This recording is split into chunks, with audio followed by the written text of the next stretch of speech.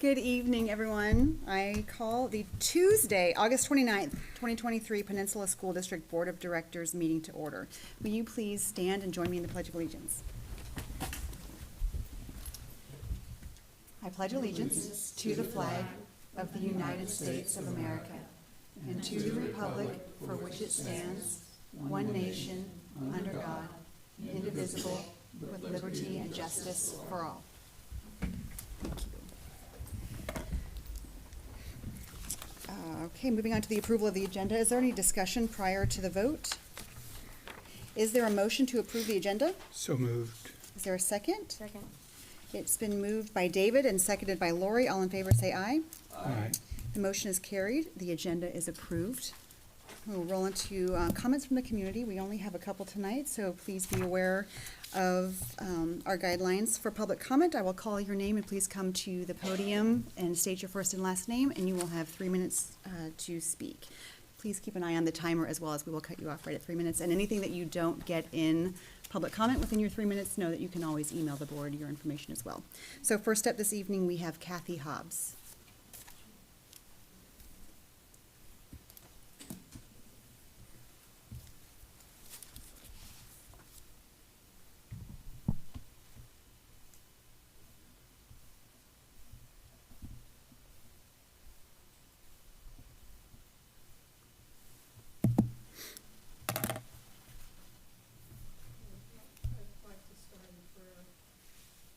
Our community faces critical choices for our children.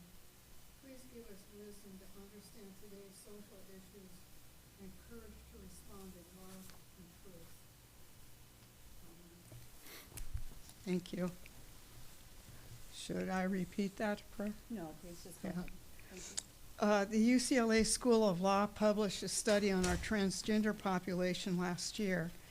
It highlights the percentage and number of adults who identify as transgender in the United States has remained steady over time.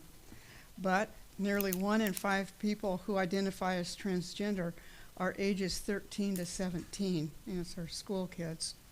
Our estimate of the number of youth who identify as transgender has doubled from our previous estimate. And currently, there's 16 million people ages 13 and over who identify as transgender in the U.S. A report last year called Suicidality Among Transgender Youth in our National Library of Medicine states 82% of transgender individuals have considered killing themselves, and 40% have attempted suicide, with suicidality highest among our transgender youth. Recent recommended treatments for gender dysphoria suggest hormone replacement, but it results in permanent sterilization, a consequence youth do not fully comprehend. And for the most difficult cases, surgical genital transformation that have many grave health consequences. From the American College of Cardiology this year, quote, people with gender dysphoria who have ever used hormone replacement saw nearly 7 times the risk of stroke, nearly 6 times the risk of myocardial infarction, and nearly 5 times the risk of pulmonary embolism compared with people with gender dysphoria who had never used hormone replacements. We can see that these are dire issues, and our public schools are caught up in this social disaster. But Jesus gives us a solution and hope. He says, come to me, all who are weary and burdened, and I will give you rest. Take my yoke upon you and learn from me, for I am gentle and humble in heart, and you will find rest for your souls. For my yoke is easy and my burden is light. I am the resurrection and the life. The one who believes in me will live, even if he dies, and everyone who lives and believes in me will never die. Our children, our society, need this hope and spiritual rebirth. I think this is where we need to start.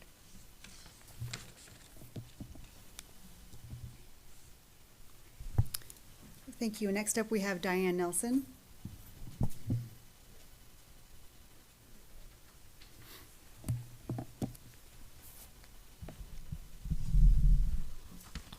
Is this on? Yeah, okay. I just have to say, Kathy and I hadn't even gotten together to compare speeches. We did not know what each other was going to talk on tonight. My name is Diane Nelson. You all know that I'm a retired teacher and an active volunteer in our community of Gig Harbor. However, you probably do not know that I have been volunteering in various groups and organizations that help children since I was 14 years old. I am 69, so that's 55, well, over 50 years anyway of experience. I readily admit that I have two passions in life. They are Jesus and children. Every child is created and loved by God. As teachers and as a school district, we need to welcome, support, and respect all children, and I do. However, indoctrinating students into false gender ideologies or grooming them to become transgender is not helpful nor supportive. It is disrespectful and hurtful and does not belong as part of public education.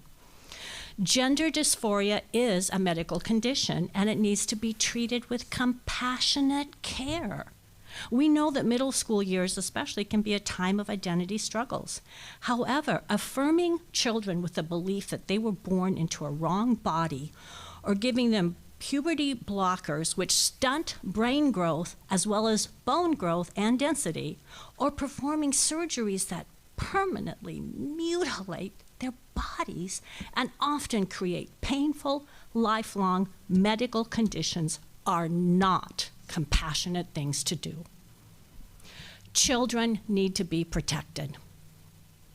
Every educator knows that brain growth and development are not yet completed enough for children to be making those decisions at such an early age. This is not being prejudiced against a transgender child.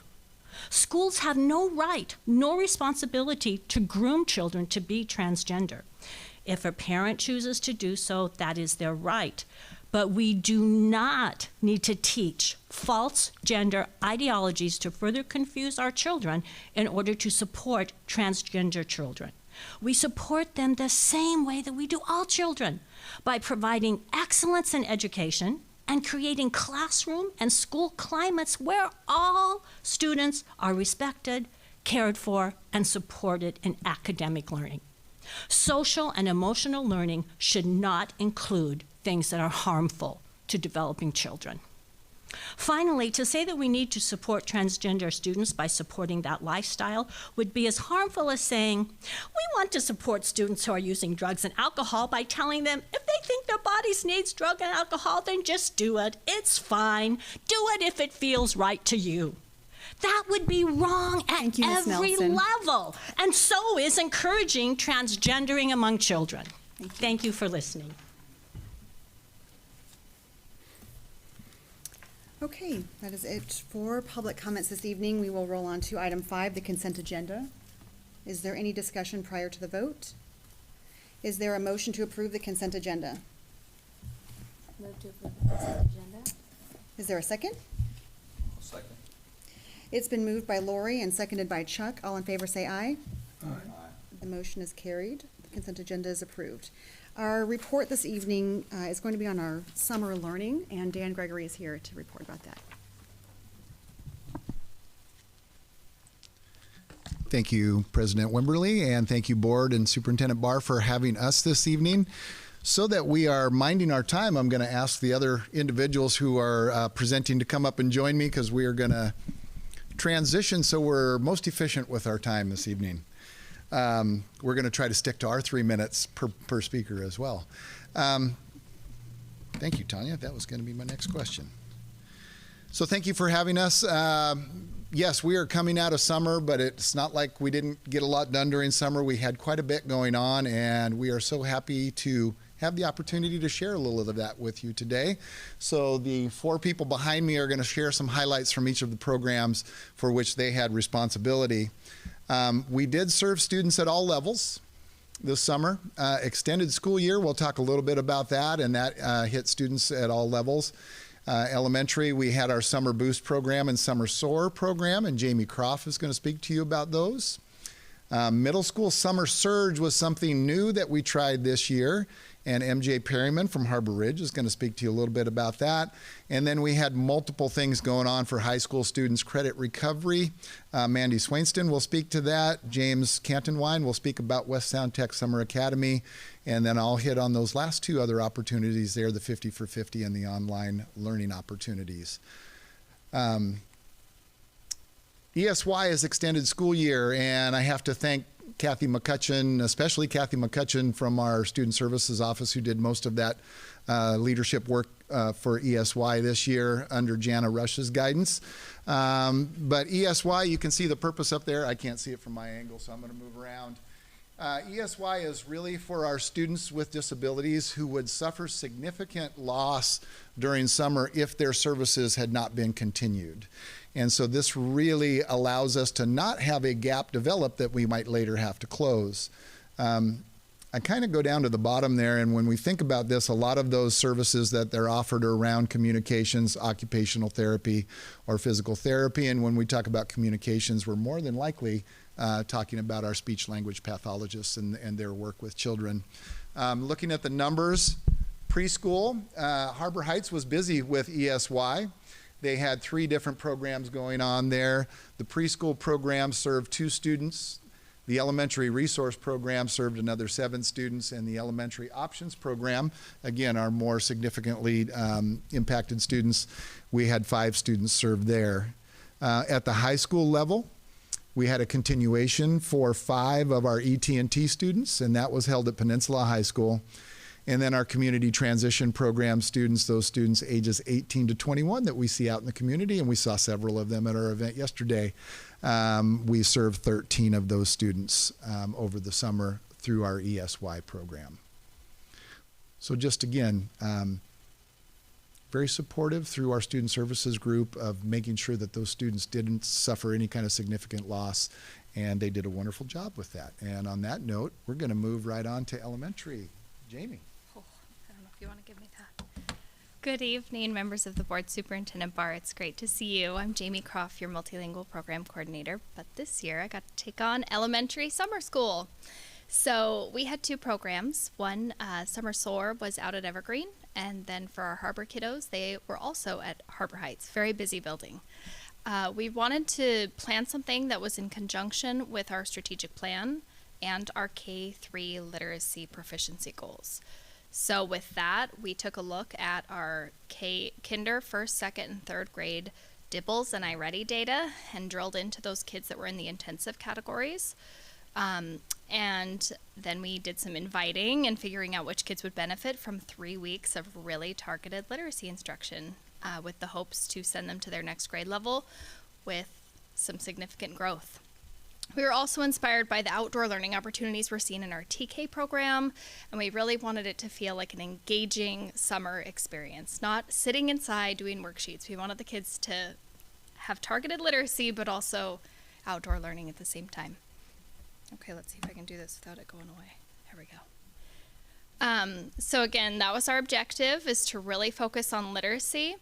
We also added a component for morning meeting to tap into some social emotional learning, just connecting with the kids, because although it was all PSD teachers, they were kids from all different schools, so having a chance to get to know the kids and their needs.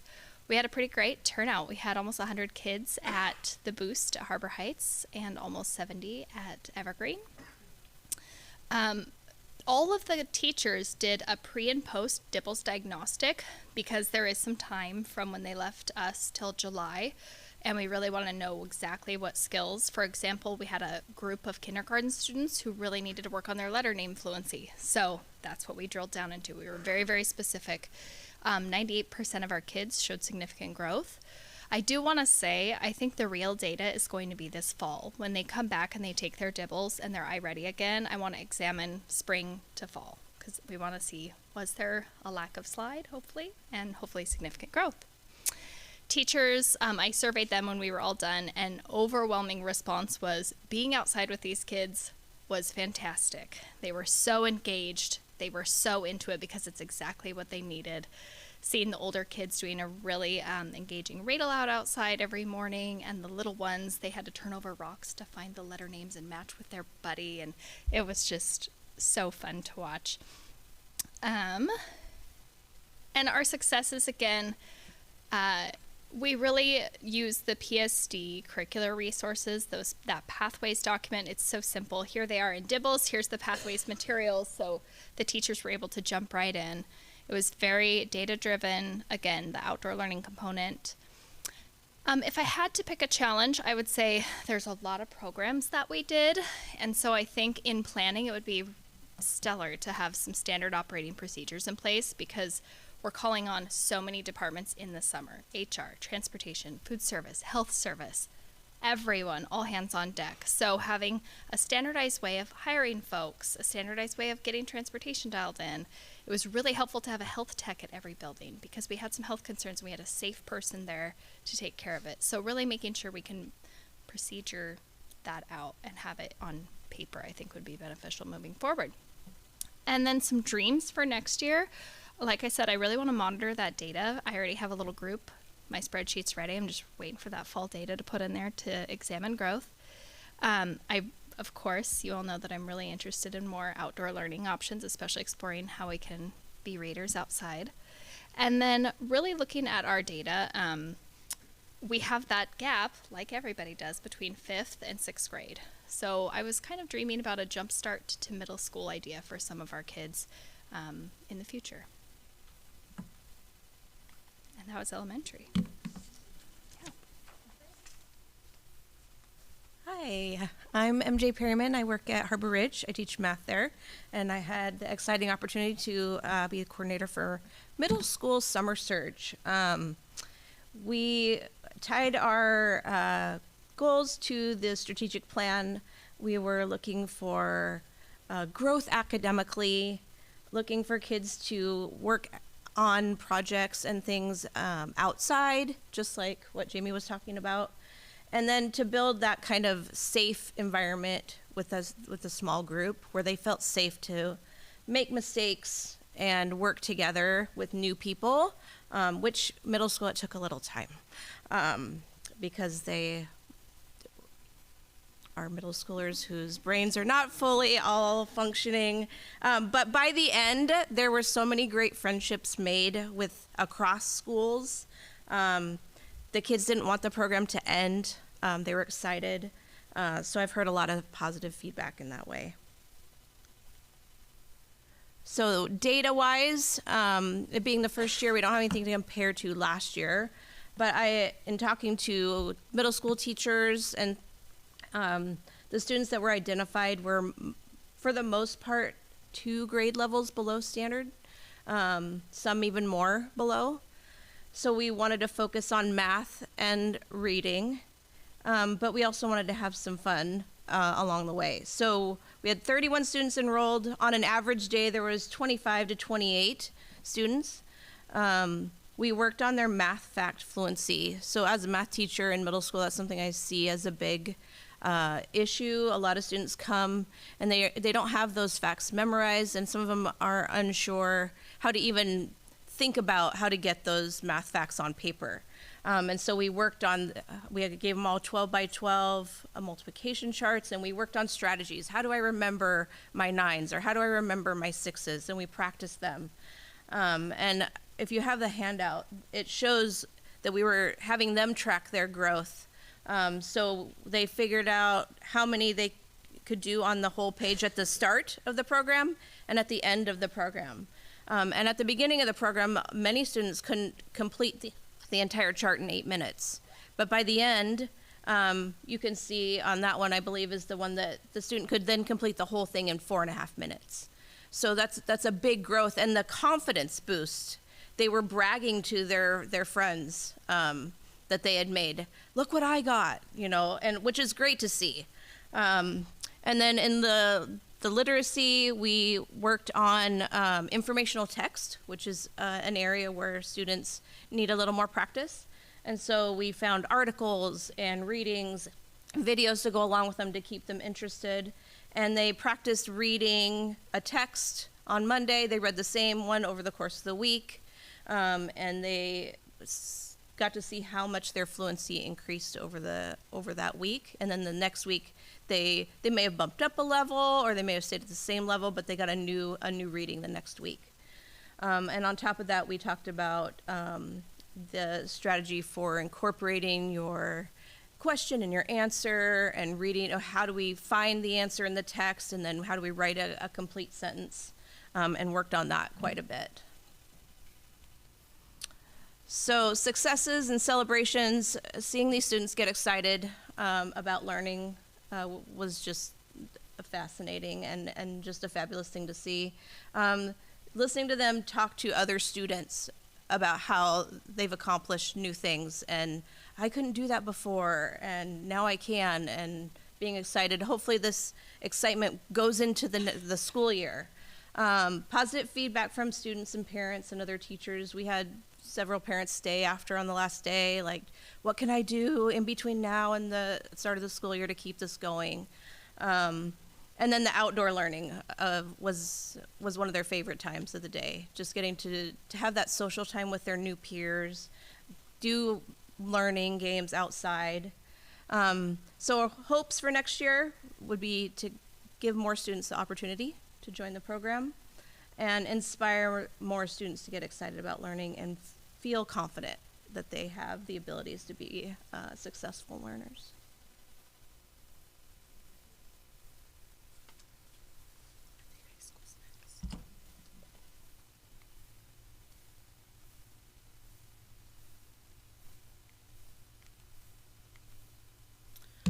Thank you, Superintendent Barr and Board, for having us here today. I'll try and keep this pretty brief, but feel free to ask any questions if I miss anything that you want me to cover.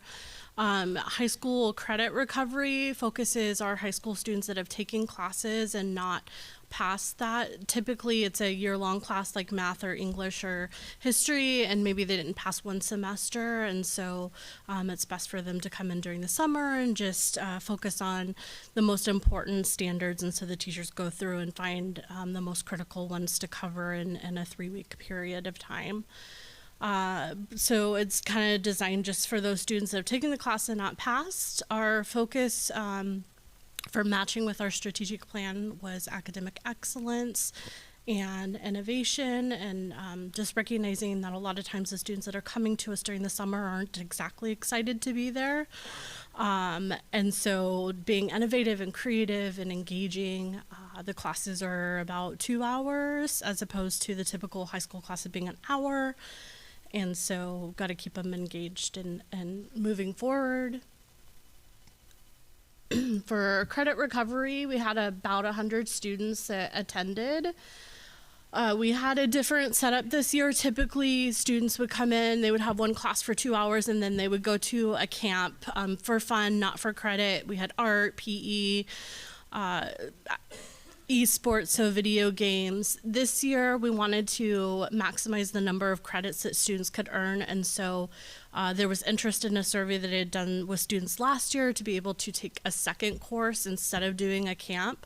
And so we had lots of students take that opportunity, so that's why you'll see that we actually had 115 half credits earned. So some students, a lot of students actually, chose to skip the camp and do another course. They were all in 2 different ones, so it wasn't they were going math to math, it was like math to English or math to science or something like that. So about 97% of our students got at least a half a credit. 96% got all of the credits that they attended, so there were a couple of students that maybe passed one class but not the other. But most of our students did amazing with that. This year we also had great partnerships with Hands on Art. They gave us some kits for our camp, for the art camp, and so that was awesome to see, and lots of extra materials for creating things above and beyond the kits for that amount of time. We had lots of celebrations, but a couple of things that really stood out. We had a student that did not graduate on time. So he would be coming back this school year and doing another year, but the counselor figured out a way that if he did the summer class, then he could graduate, and so he will not be coming back in the fall. He has met graduation requirements, so that was exciting. And then there were a couple other students that wouldn't be on track for graduating the year that they're supposed to graduate, but this program allowed them to get back on track for meeting graduation requirements and graduating with their class. And I believe that's what I've got. Is there any questions? Dan wants to clarify that if they finish summer school, as long as they're done before August 31st, that's still on time, right? It rolls over into September 1st. I'm James Cantwine. I'm really filling in for Cindy Reichert, who was our West Sound Tech Summer Satellite coordinator. She's, I think, elbows deep in a couple of new pieces of curriculum, and so she wanted to focus on getting things ready for her new students and have me here talk about the students that she worked with this summer. So while our West Sound Tech Summer Satellite certainly has a connection to academic excellence, I want to kind of focus on the innovation and community partnerships aspect of that. By hosting a satellite campus of West Sound Tech here at Peninsula High School, we're able to access a very different funding source. The state funds skills centers very differently for summer school, a lot more. So we're able to do quite a bit more by kind of braiding those funding sources and using some district funds and then some West Sound Tech funds as well, and really offer some CTE opportunities for students who are looking to get credits, whether those are credits that they missed out on during the year, or credits where they just want to get ahead and take a course during the summer so they're kind of freed up to do something else during the school year. We had 106 students enrolled, and 102 students completed their course. We had those 4 students were really attendance issues. That's the students we struggled with. Some of those courses, again, I won't read them to you, but kind of highlighting a drone certification, definitely a popular one to take during the summer. We had several of those students sit for the FAA Part 107, and we'll kind of show that in a moment. ASL is another really popular class for students that are looking to kind of get a jump on their ASL experience and prepare for what does it look like to think about a career as an interpreter, for example. The big ones were all of our students who complete the health course over the summer ended up first aid and CPR certified, which is a fantastic piece. The certification is one of the goals of the course, and so it was great to see that all of them were able to earn that certificate. And then the FAA license, we don't have the results from that one yet. So we're hopeful, but this is a pretty exciting opportunity for students to really get a career certification from potentially a one semester or one summer long course. Through some of those community partnerships from the teachers in the program, and then using some connections from West Sound Tech, we're able to take those students out and have them kind of experience some of their learning in some new places and kind of look at whatever it is that they're doing in their course. How does that play a role in some of these different community sites? We're able to use some of our district funding to then pay for those. So West Sound Tech can pay for the field trips, and then those district funds can pay for the breakfast and lunch for students and make sure that students have transportation. This is another program that's also, it's open in theory to all students across the region. We only had, I think it was 3 or 4 students who were actually from outside of PSD that participated, but it is one that's open to everyone. We're just, offering a home, and sometimes we've got the course they want, and sometimes it's up in Bremerton.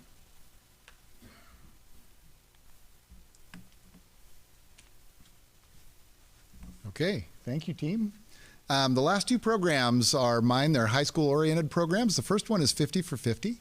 50 for 50 was something we started a year ago in conversation with building principals. And the goal of that was to say, hey, right at the end of the grading period, typically going into summer at the end of the school year, do we have 50 or so students that have scored right around 50% and just haven't crested that passing grade mark?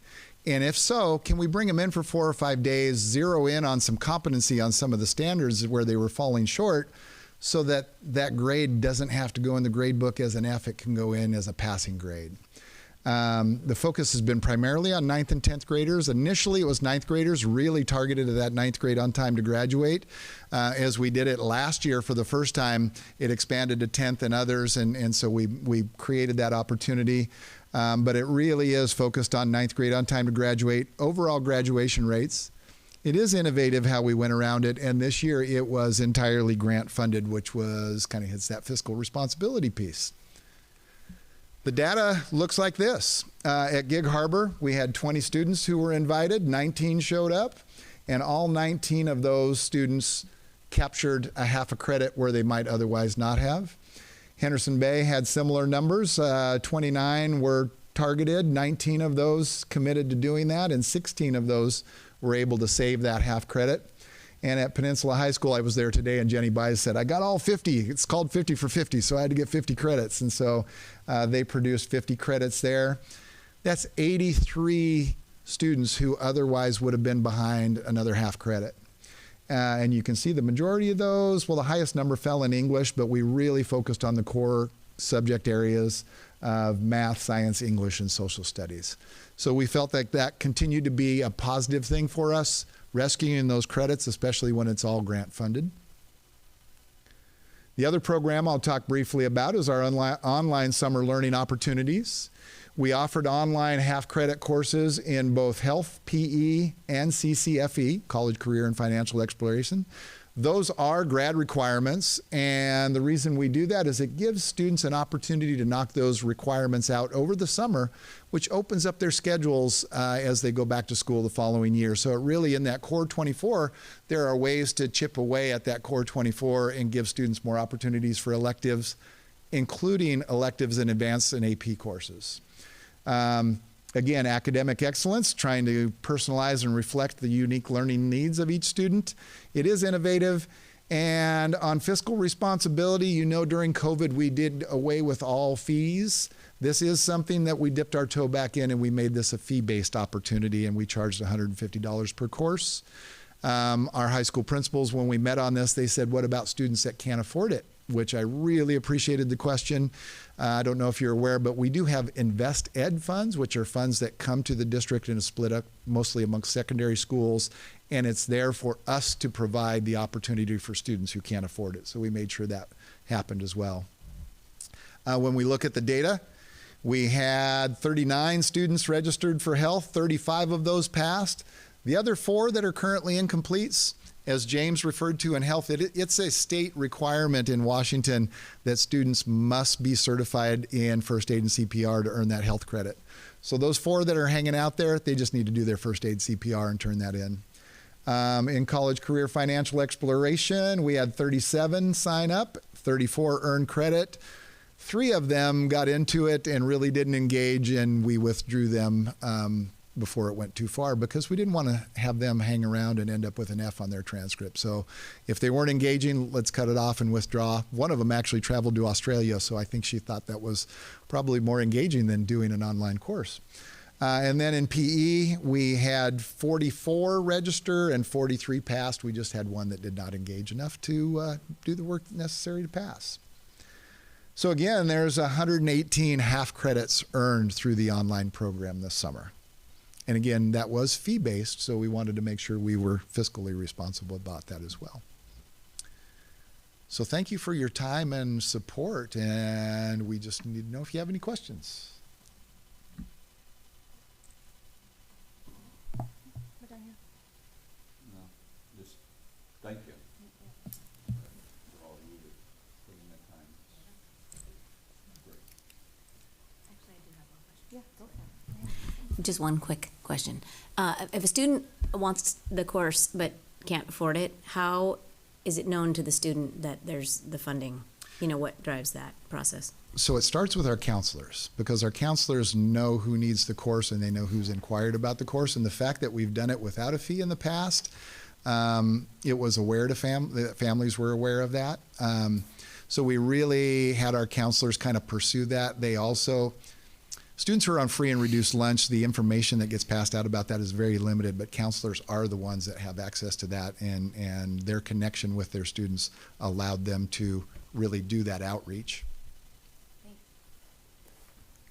For me, it sort of piggybacks off our board meeting from last week, where we went over everything that was happening over the summer, whether it was facilities or back off, whatever, that it shows the community that everyone just doesn't take the entire summer off. There's a lot of stuff still going on during the summer, and so that's great work, and I thank everyone that was involved in this, in the district that did that, and the fact that I really appreciate seeing that the focus is aligned with the strategic plan, so it's nice to know that all that work paid off. And you touched a little bit on the number of students that are invited versus actually attend. So I appreciate you showing those slides. I don't know how that carried over. Is like how many kids in middle school and elementary that were invited to help didn't show up or didn't accept the invitation, but I appreciate the slides that you did show that information. And then, obviously, I think there's a reason why online learning, there's a fee for it. And other than West Sound Tech was free, are all the other programs that we offered also free to the students? Everything else was free. We have had, really since COVID, 0 fee-based courses. Okay, that's solid, thank you. And I just have to comment, I was gone during much of July also. These people behind me did just a wonderful job running those programs. Every once in a while, you take a phone call to help solve an issue, but they did a wonderful job. One question about the fee-based online programs. Are those available throughout the year, or is it summer only? So Ashley and I spent a lot of time together this spring as we worked with Edgenuity, and as we go back this school year, we are really targeting our support around credit recovery when it comes to online, and then we'll have further conversations this fall about acceleration opportunities that might be fee-based. Okay. It was I'll just say it was a considerable expense this last year to offer the online acceleration, and so we've got to find a way to put our heads together and figure out how to address that. So there's an expense to the district beyond the fee that we're charging? Is it a significant, okay. Yes. Okay, interesting. All right, thank you for considering that. And also, I appreciate the goals and the thoughts looking forward to next year, so I appreciate looking on how we can streamline and improve, because it sounds like I haven't done the math to tally how many credits were earned over the whole summer, but a significant number of students have gained traction and graduation readiness because of this. So thanks for that. Thank you. Yeah. Any other questions, comments? No? All right. Thank you very much. Okay, the next item is old business. We have a couple of policies up for second read, which means adoption. So I just want to remind everyone, these policies are specifically related to our new school safety officers. So having these adopted really helps that plan, and having the policies and procedures in place for those employees will be very important. So the first one is item 7.1. This is second reading of policy 3226, interviews and interrogations of students on school property. Is there any discussion prior to the vote? Is there a motion to approve policy 3226? So moved. So moved. Is there a second? Second. It's been moved by David and seconded by Lori. All in favor, say aye. Aye. The motion is carried. Adoption of policy 3226 has been approved. Item 7.2, policy adoption, second reading of 3235, protection of student personal information. Is there any discussion prior to the vote? Is there a motion to approve? All motion to approve. Is there a second? Second. It's been moved by Chuck and seconded by Lori. All in favor say aye. Aye. The motion is carried. Adoption of policy 3235 has been approved. The next one, item 7.3, policy adoption, second reading of 4310, district relationship with law enforcement and other government agencies. Is there any discussion prior to the vote? Is there a motion to approve policy 4310? Second. It's been moved by Lori and seconded by David. All in favor say aye. Aye. The motion is carried. Adoption of policy 4310 has been approved. And last, under old business, we have our proposed budget for the 23-24 school year. This is resolution 23-07. Is there any discussion prior to the vote? Great job, Ashley. Yeah. And Jamie? Well Okay, done. sorry. That's a lot of work. Team, team, team. Is there a motion to approve resolution 23-07? So moved. Everyone's jumping ahead, trying to get out of here. I didn't even have to ask one. I'm just kidding. All in favor say aye. Aye. All opposed. The motion is carried. Adoption of resolution 2307 has been approved. We have no new business this evening. We are not doing board reports or superintendent reports. So with that, I will announce that our next meeting will be on Tuesday, September 19th, here at Swiftwater at 6:00 p.m. And with that, at 6:39, we are adjourned. Happy Labor Day.